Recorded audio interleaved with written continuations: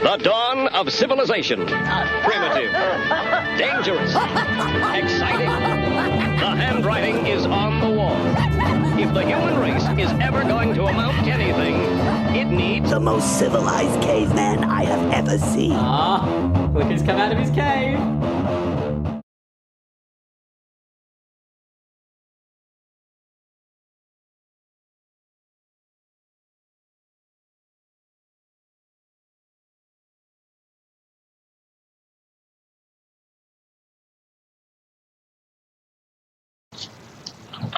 You're listening to the Knuckle Draggers Extravaganza on Z Digital if you're joining us live, or if you're joining us via the magic power of the internet at a later date through Cave Dweller Music.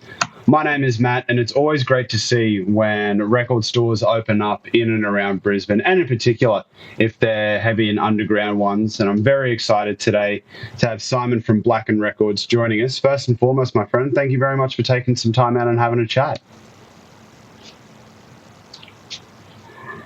Now, I've been thinking about this since we lined up the interview. I think for most heavy music fans, owning a record store is like a dream, you know? It's like something that as you're a kid and when you get into it, you're like, man, that's going to be so sick. I really want to do this. But for you, what was the point where you went, no, this is something that I actually have to do? Look, it's a really interesting question because it came at a really traumatic part of my life, I suppose you'd say. I thought of having a record store for years and years and years. But then I had a bit of an issue. I was in a previous job, and long story short, I basically had a mental breakdown. And I was on stress leave, and I was seeing a psych and all of this sort of stuff. And the psych said to me, I was saying, you know, I can't go back to this job. And the psych said, well, what do you want to do? And I said, well, I've always wanted to open a record store. And he goes, well, come back next week with the list of all the things that you need to do in order to get that happening. And so I spent that week, like, really seriously researching what I needed to do. And I went back with it to him, not just with a list, but, like, with all the contacts I'd made. I'd set up the business name and all of this sort of stuff. I think he was taken a little bit aback. But, yeah, so it needed a bit of a trigger in my life, a bit of a, I suppose, a catalyst that needed to trigger making that dream that I'd always had a reality. And unfortunately, it was a bit of a nasty catalyst, but it worked out in the end, yeah. And it's one of those things where something so beautiful can start from something so rough. And it seems like, I mean, it's saying it's a mental breakdown you're glad to have feels a bit wrong. But if it's ended up with you living out that record store dream, kind of works out that way. Yeah, man, I can't agree more. Sometimes you just need a kick, you need a boost, and whatever that might look like. For me, sort of cowering in my house for a month, you know, that's what turned it round. And I mean, the interesting thing in all of this too is I've never been happier in my life than I am now. You know, so I'm doing precisely what I needed to do, and I just needed that reality check, I suppose. I remember a while ago, I was having a chat to the guys from Bitter Loss Records. It's sad that label's not around anymore, but they had a distro side of it. And they were saying that, you know, being a record store and a distro, it kind of feels like that childlike energy when you were, like, you know, collecting comic books, collecting trading cards and that kind of stuff. Do you feel something like that? You're, you know, a big kid, instead of trading cards, it's now comic book, it's records. Oh man, that's 100% right. So I've been a collector all of my life, right? I collected Star Wars figures as a kid, you know. I collected comics as a teenager. I collected Magic the Gathering cards for a long time, you know. Dude, I went through the Yu-Gi-Oh phase. I'm very glad that I got out of that. I'd go down to the locals and I'd, you know, a couple of $100 on a deck, that's fine. But these guys are spending upwards of $1,500 and I've gone, I can't compete here. Yeah, man, it's one of those things. It's that collector impulse, and you spend more and more and more in it. And, you know, I've been collecting records since 87, I think. I bought my first. What was the first record you bought? Actually, it was an album by The Cure. So an album 87, yeah, I think it was 87. Kiss Me, Kiss Me, Kiss Me. So yeah, not metal. My first metal vinyl was actually Poison, but that's we'll just put that to the side. I think we won't mention that too much. So yeah, man, it's definitely that. But I think I don't know. There's something else going on as well. So yes, there's the collector impulse here, and I've certainly got a lot of customers with that. But with metal, there's something else on top of it. It's really digging into your support for not just the musicians but the community as a whole. So I think, yes, there is that collecting thing where you've moved from cards and comics and so forth, but there's also something deeper going on with your support for this thing called metal as a whole, I think, going on. I know exactly what you mean. I used to run a punk fanzine back in like 2013 to 2015. And there's something when you get past, and this is why I got into it, because I would always get really annoyed reading interviews of bands that I really loved. And I would just always think, Jesus, interviewers asked a shit question. And I could imagine it'd be something similar for you with, and we'll get onto Trafalgar Street Records in a bit, but actually having the record store, you yourself can sell and promote bands, you going, how the fuck is no one listening to these guys? Oh, man, tell me about it. I hear so much underground stuff come in here, so much local stuff, so much from around Australia, and it's just like the garbage that people are served on the radio, and this exists.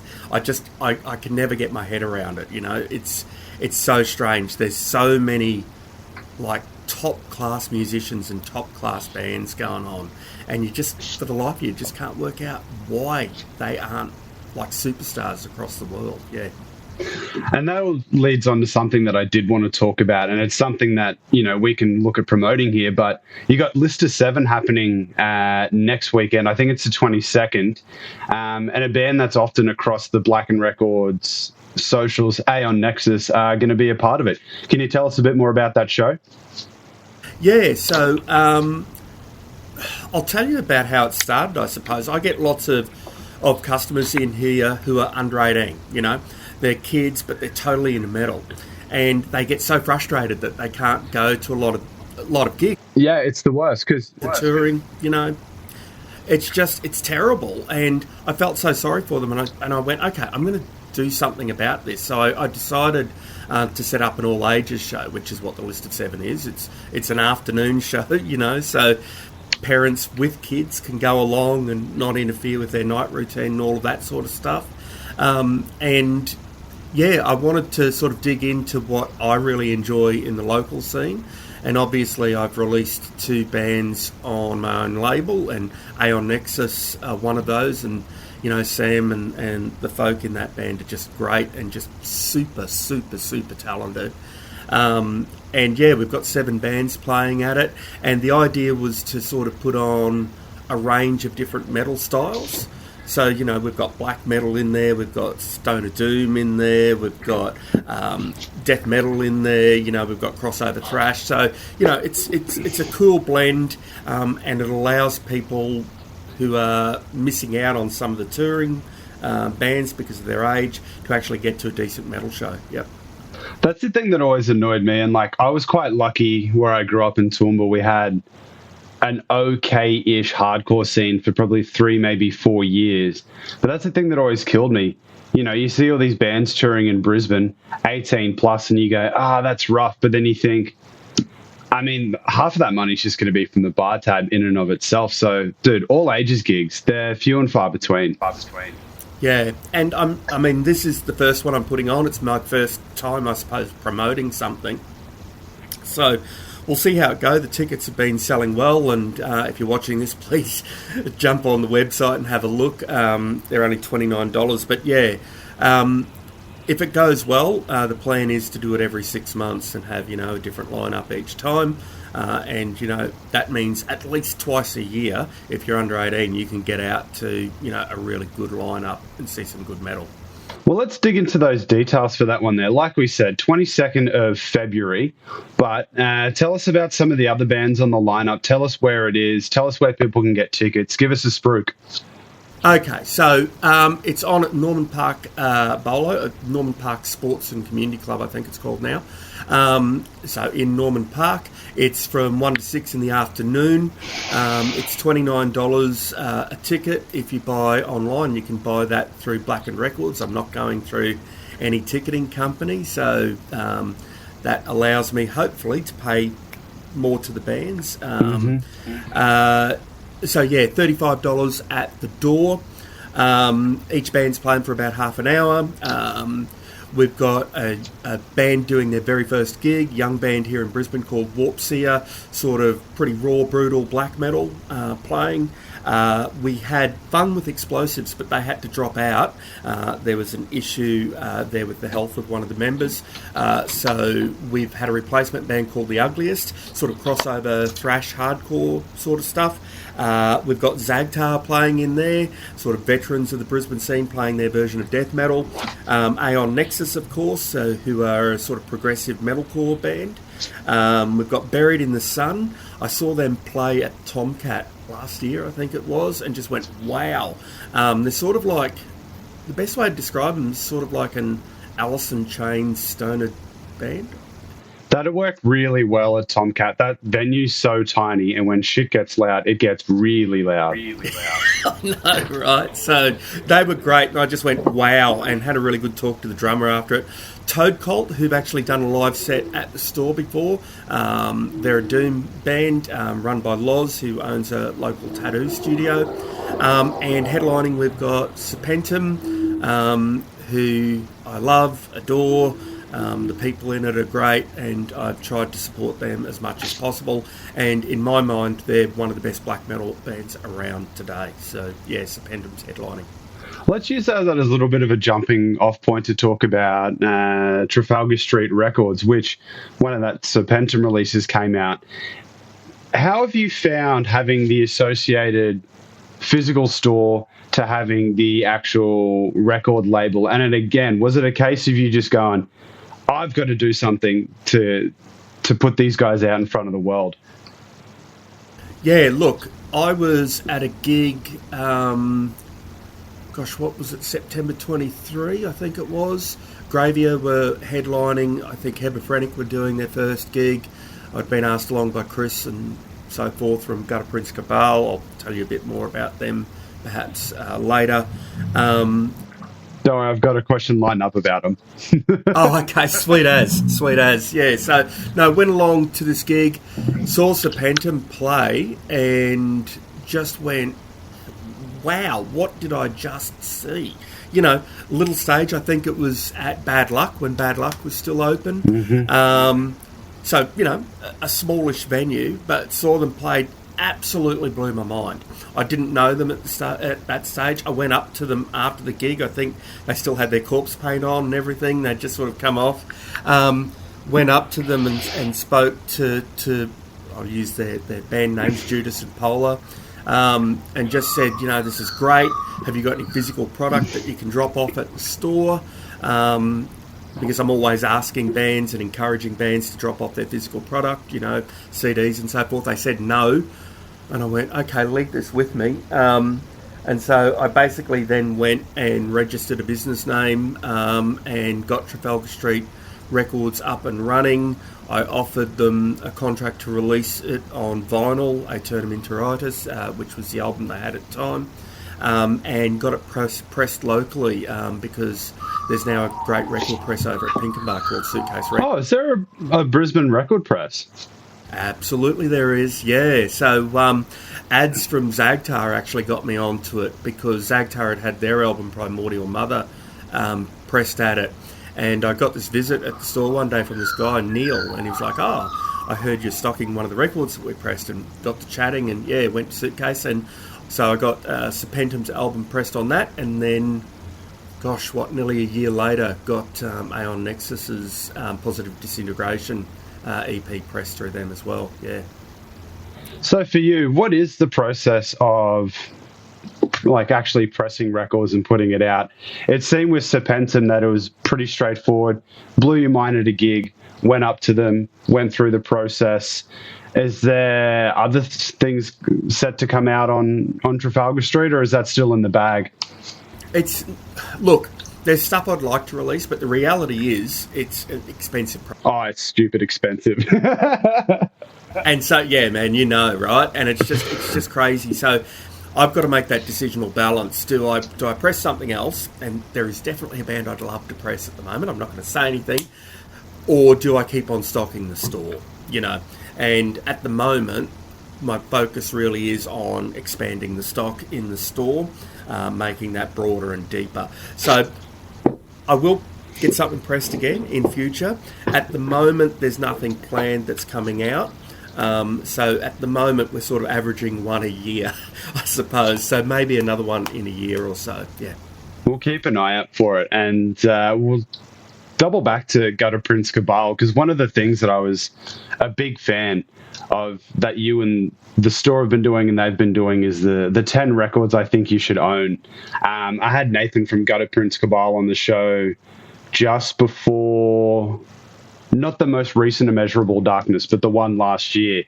And like Gutter Prince Cabal, their focus on releasing the first record of an underground Australian band, awesome. But talk us through this 10 records I think you should own.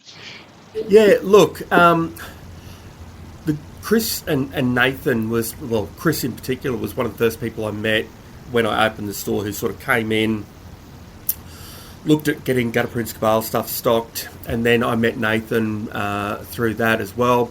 And Nathan was talking to me start of last year and came up with this idea, you know, sort of back and forward, about coming in, buying an album from stock, donating it back to the store as a prize for customers. So every customer who came in, you know, they went in the draw for whatever album it was, and Nathan went through and sort of curated these 10 albums, you know. Some of it very underground, some of it very out there, and then in amongst it, you know, there was Alice in Chains Dirt as well. But the cool thing, I think, was just this relationship with a label that's doing really good work in the community here, and with local metal. And as I've said to so many people, the older I get, the more I just want to surround myself with good people trying to do good things. And Nathan and Chris and the people involved in Gutter Prince Cabal are doing a really, really good thing with their label. And I want to be supportive of that. They're being supportive of the store with what they're doing. It's sort of like this symbiotic relationship. And, you know, it's just working well for all involved. People are really happy to win those records and get really excited when I phone them up about it. So, yeah, the relationship with Gutter Prince Cabal has been beneficial for the store, and I hope beneficial for them as well. Yep. And it ties back to something you said earlier on in the chat, that there's something in regards to, in particular, this kind of underground metal, which fosters more of a community than what I don't know, like the shit that a metal band would play out at Boondall, you know? Yeah. Yeah, look, the community here in Brisbane has been super supportive of the store. I'm trying to give back as much as possible, you know, by promoting their stuff at the store, selling it through here. Also, just giving a bit of time to help out. So we went to Immeasurable Darkness 3 a couple of weeks ago and ran the merch stall for everyone. And that was a really cool experience. We were super busy. It's a great mini festival. I missed this year's, but I've been to all the others, and man, the guys from Malignant Aura putting that on every single year, they're fucking legends.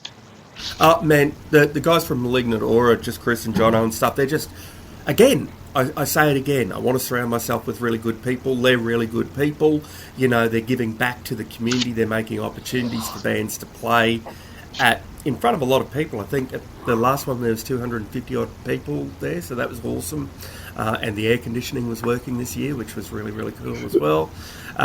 So yeah, me when like long sleeve shirt, battle jacket in the middle of summer, and I just went, this is the dumbest decision ever. Oh man, it's so weird. And even the other night, it was pretty hot. You know, I had shorts and t-shirt on. Then I was seeing folk with their battle jackets and stuff on. It's just like, yeah, leave the battle jackets. 3 or 4 weeks that we get of it, you know.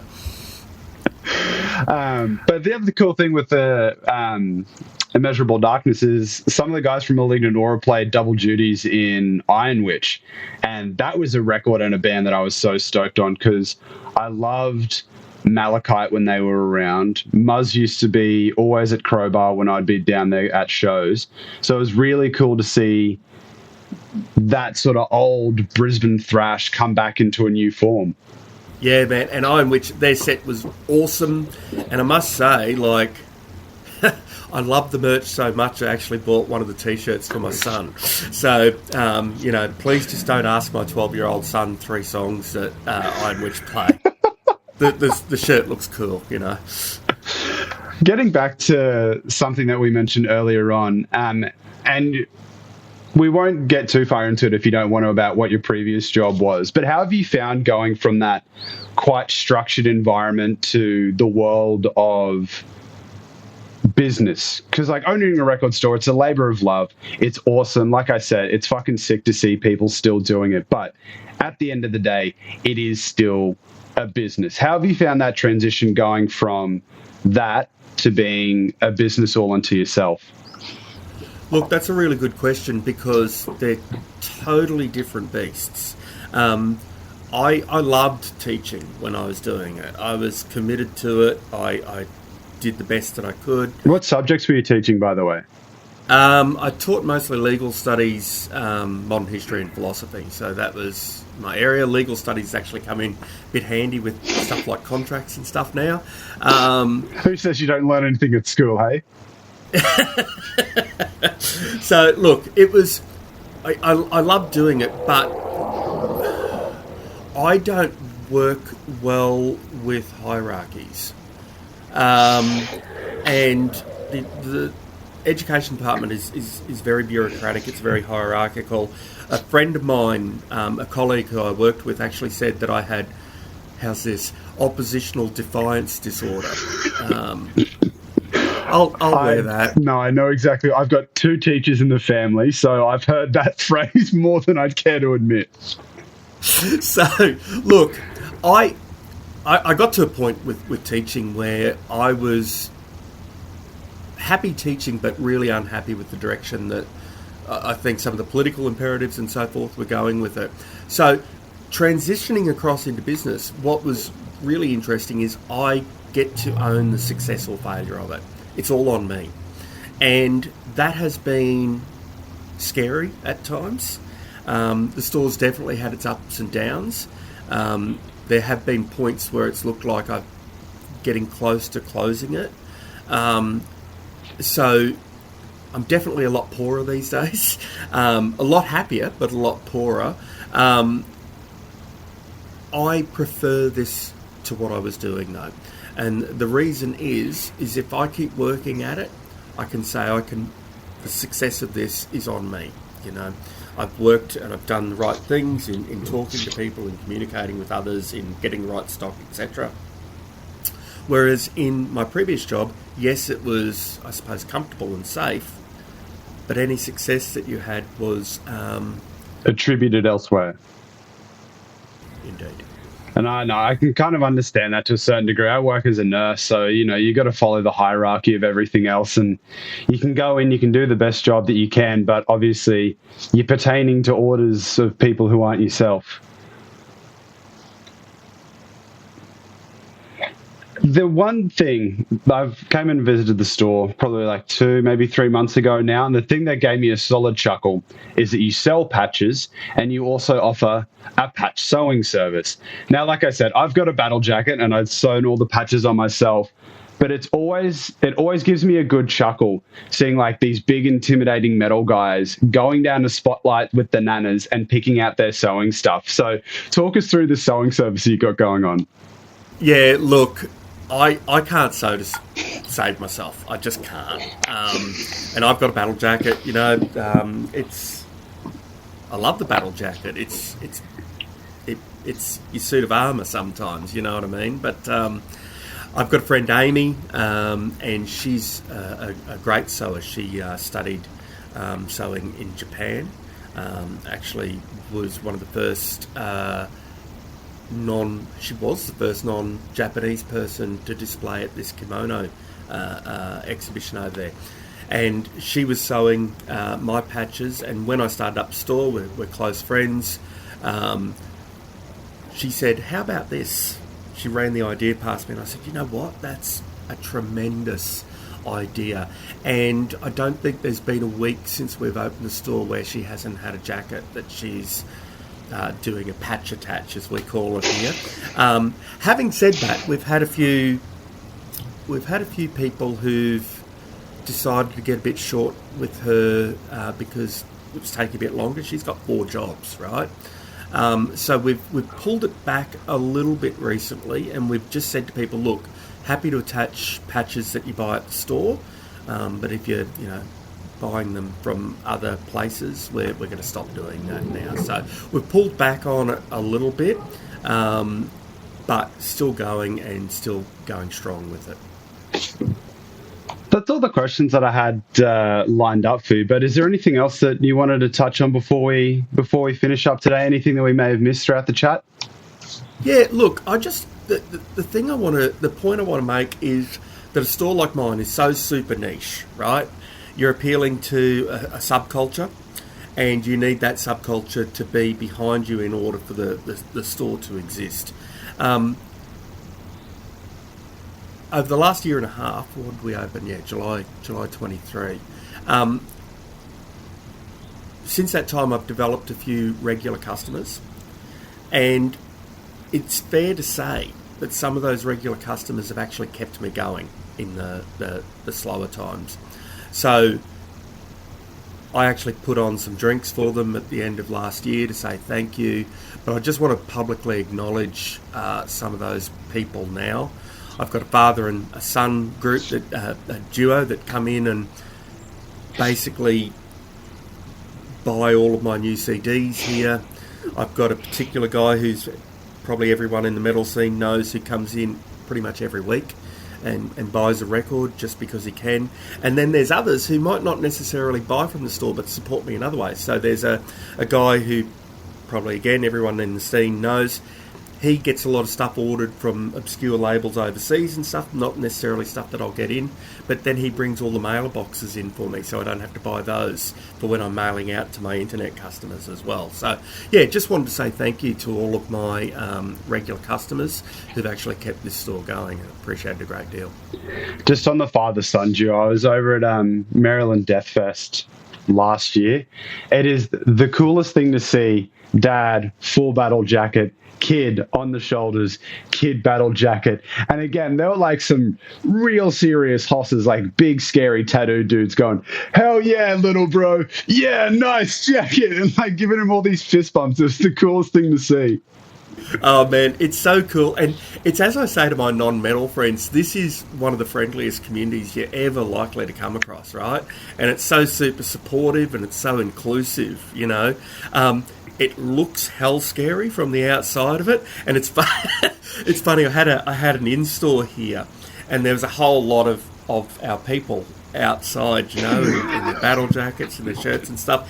And I was out the front having a chat to someone, and I saw this, I'm going to call them a normie couple, turn around the corner, and you could see this sort of wall black t-shirts. Like deer in the headlights kind of stuff.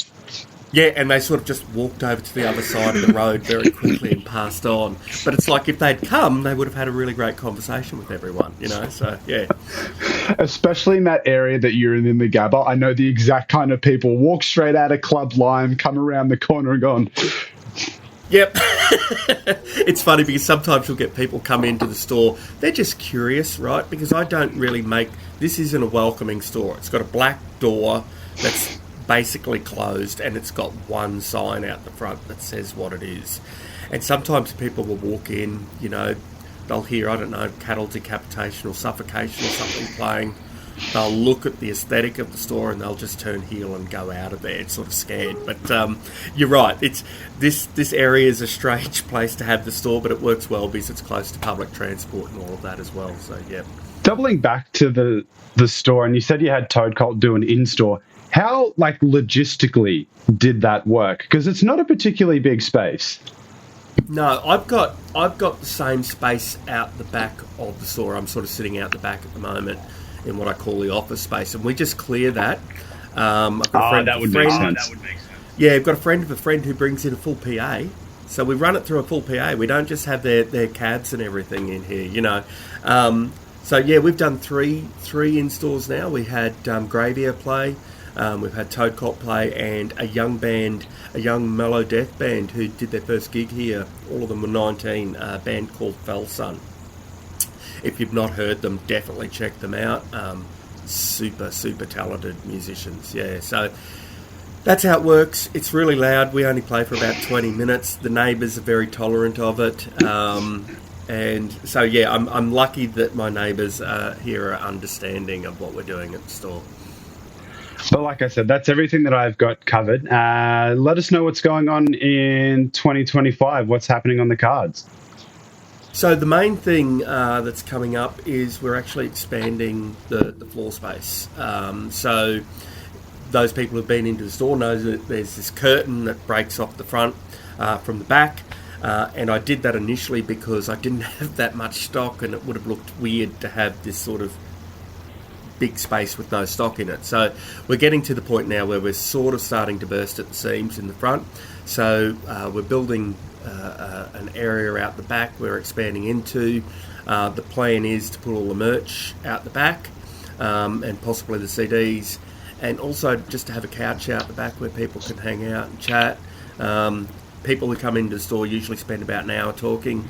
It's a bit of a hangout spot as well as a place to buy records. So I'm just going to formalise that, have a couch out the back, maybe a TV up or something, I don't know. But yeah, so that's hopefully happening end of April, maybe May. And we'll do something special to celebrate that. We've got Record Store Day coming up, where we'll have an in-store and watch this space. I've got a band that I'll be announcing on that shortly. And yeah, of course, List of 7 coming up immediately, and if that succeeds, again later on in the year. So that's 2025. And if I get a bit of extra money, maybe another release on Trafalgar Street Records. We'll keep an eye out for it. If people did want to get in contact with you, check out the store, where would they go about doing so?